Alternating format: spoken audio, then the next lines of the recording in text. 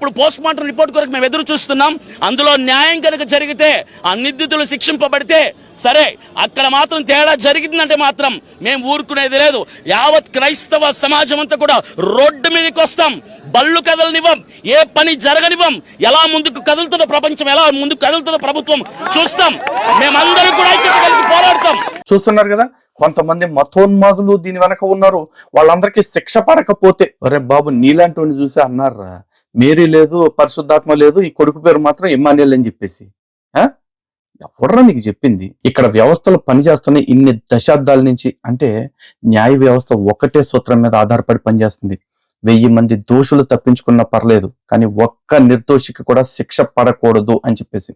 కానీ మీరు క్లెయిమ్ చేస్తున్నారు కాబట్టి, మీరు వేలెత్తి చూపిస్తున్నారు కాబట్టి ఇప్పుడు జనాలందరూ మిగతా వాళ్ళని ఎవరినో దోషులు అనుకుని జరిగింది మర్డర్ అని ఫిక్స్ అయిపోయేసి మీరు కోరుకున్న వ్యక్తులకి శిక్షలు వేసేయాలా?